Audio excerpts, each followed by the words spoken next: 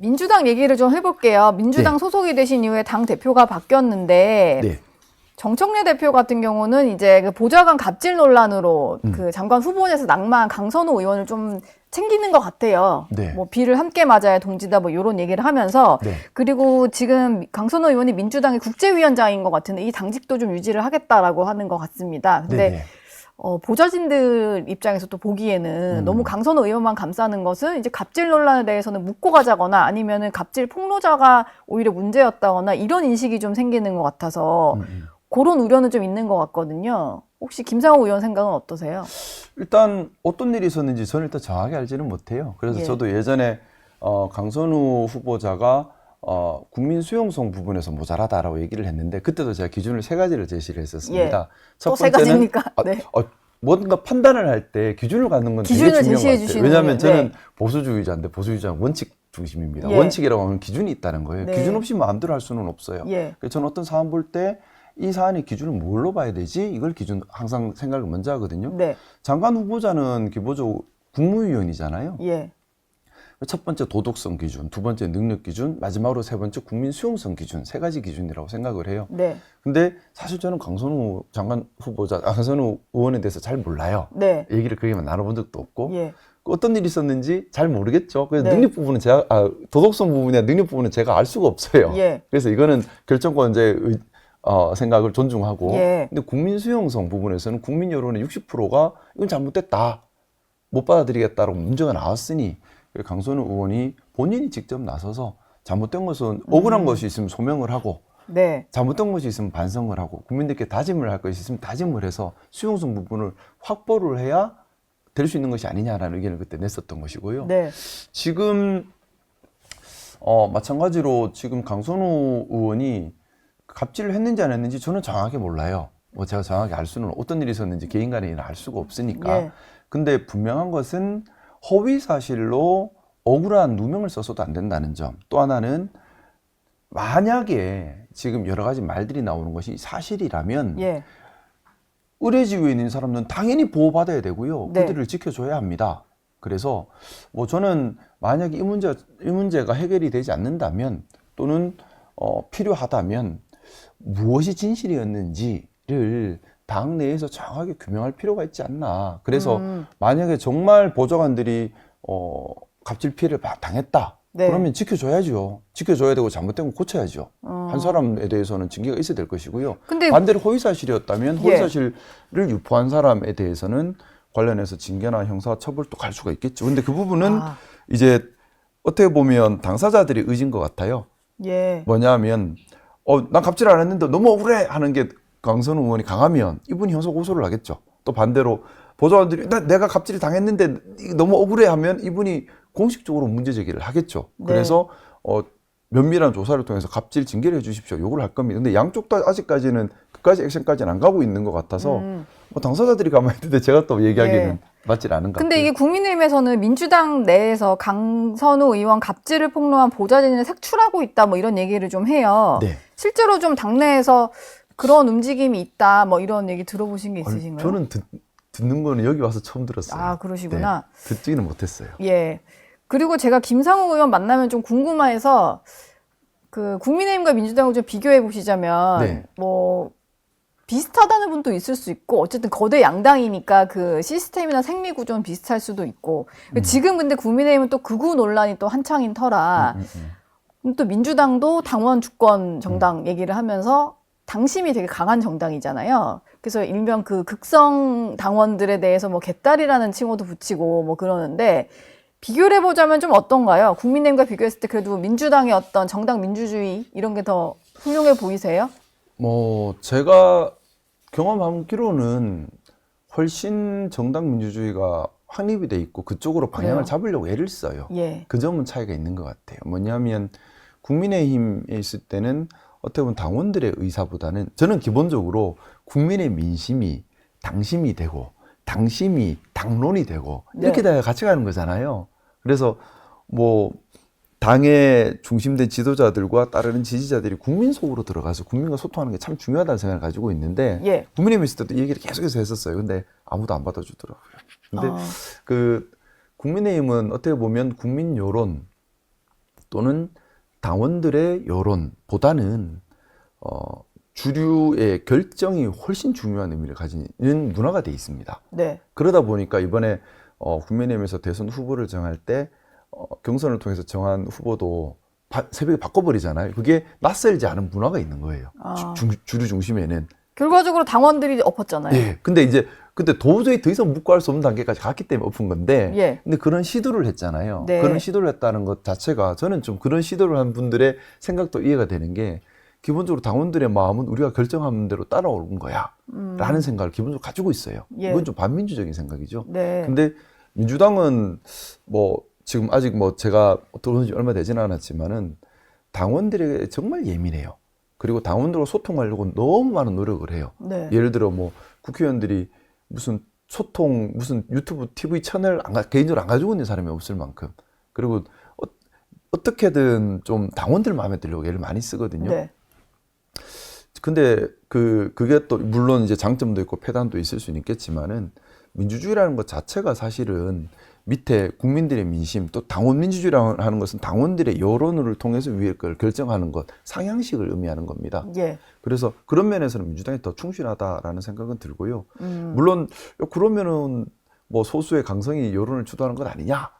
반문하실 수도 있죠. 그럴 것 같은데요. 그럴 수도 있어요. 근데 예. 그 또한 일반 당원들이 또 컨트롤 해줘야 되는 거죠. 근데 제가 답답하게는 하겠지만은 민주주의의 성패는 철저하게 주권자 국민의 의식 수준에 달려 있고요. 네. 당원 민주주의, 민주정당의 성패는 당원들의 의식 수준에 달려 있는 거예요. 당원들의 의식 수준이 낮으면 민주정당 실패하고요. 네. 국민들의 의식 수준이 낮으면 국가 민주주의도 실패하는 겁니다. 반대로 높으면 성공하는 거거든요.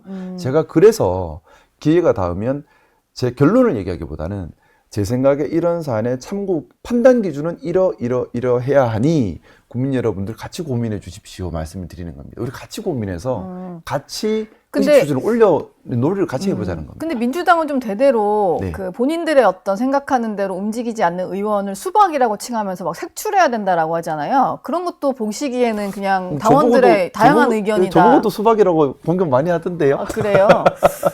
그런 거는 조금 그래도 문제가 있는. 그렇죠.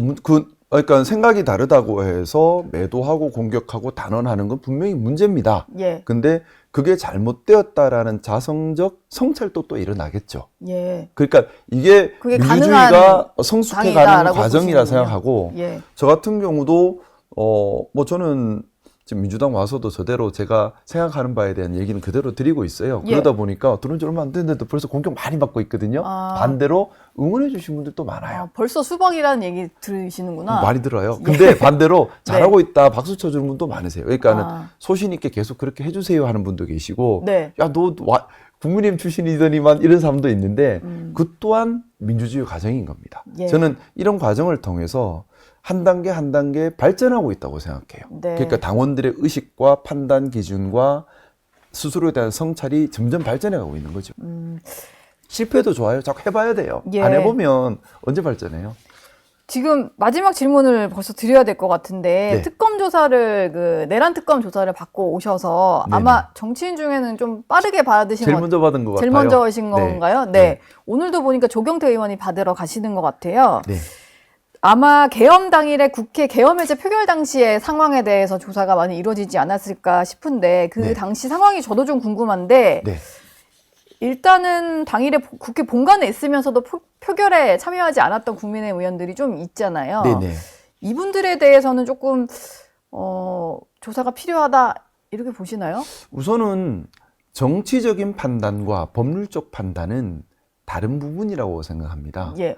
정치적으로는 저는 비상계엄이 있었음에도 불구하고 국회 본회의장으로 달려와서 계엄 해제에 동참하지 않은 국회의원은 국회의원의 자격이 있는가라는 의문이 있어요. 왜냐하면 개별 독립 헌법기관입니다. 네. 그런 비상계엄이 헌법, 불법이라는 거 판단할 수 있을 능력이 있어야 되고 당연하지만 국회 외에는 해제가 안 된다는 것도 알 수 있어야 되고 또 해제를 위해서 직접 움직일 용기와 실행력도 있어야겠지요. 이거는 국회의원의 기본 자질이라 생각하기 때문에 네. 좀 그건 정치적인 부분이고요. 하지만 법률적으로 내란범의 내란죄의 공범인가 이건 별개의 문제인 거지요. 그렇죠. 단순히 참여하지 않았다고 해서 내란죄의 공범이다. 이건 아니죠. 아니죠. 그러니까 내란죄의 공범이 되려면 말 그대로 내란죄라는 범죄의 실행 행위에 가담을 해야 되는 거예요. 그러면 그런 내란죄 실행 행위에 가담한 것이 의심되거나 가담한 것이 나타난 사람은 당연히 수사를 받아야겠지만 예. 정치적으로는 국회의원의 자격이 없는 것으로 보여진다 하더라도 내란죄 실행 행위에 가담하지 않은 사람이라면 함부로 수사할 수는 없는 거라고 생각합니다. 잘 가려서 해야 되겠네요. 그러니까 법률적인 판단과 정치적인 판단은 다른 부분이기 때문에. 예. 근데 조사를 받고 오시니까 뭐 내란 특검에서 그렇게 좀 구분을 해서 수사를 할 것 같으셨나요? 아니면 제가 받은 느낌은 철저하게 법률적 기준으로 접근하고 있구나라는 생각이었어요. 뭐냐면 우리가 만에 하나라도 내란 특검이 정치적 기준으로 접근한다면 그건 잘못이죠. 정치적인 판단은 국민들이 하시는 겁니다. 네. 그리고 그래서 이번에 사면권 얘기도 나오는 거 이건 다 정치 영역이에요. 예. 근데 이제 내란 특검은 말 그대로 수사기관이잖아요. 네. 법에 근거해서 갈 수밖에는 없어요. 그래야지 형사 절차의 완결성이 확보가 되는 거거든요. 네. 제가 느끼기로는 이제 우리 특검에서는 철저하게 법적인 도구마에 기반해서 범죄 실행이 어느 정도 어떻게 하고 있는지를 이런 거 가지고 다 모든 걸 보고 있는 걸로 저는 느꼈어요. 저는 조사 잘하고 있구나 생각했습니다. 예. 마지막 질문으로요. 네네. 정청래 대표가 전당대회 과정에서도 여러 번 말씀을 하셨던 게 국민의힘에 대한 위헌정당 해산심판 청구를 하겠다. 관련 법도 발의를 해놓으신 상태이잖아요. 좀 국회 본회의 표결로 할 수 있는 좀 필요성이 있다라고 보십니까? 정청래 대표의 의지는 좀 강한 것 같은데요. 네. 정청래 대표님께서 하시는 게 여러 가지 이유가 있겠죠. 본인의 정치적인 목적도 있을 것이고, 예. 또 국민의 여론을 반영한 것도 있을 것이고, 또, 저 개인적으로는 모르겠습니다. 위헌정당 해산 심판 신청이 필요한지 여부는, 그 법무부에서 신청을 해야 되는 거잖아요. 예. 이거는 어떻게 보면 지금 솔직하게 사유만 놓고 보면 위헌정당 해산 심판 신청 했을 때 결과에 이를 수 있는 사유는 제법 쌓여 있는 건 사실인 것 같아요. 사유는 어느 정도 쌓여 있는 것 같고요.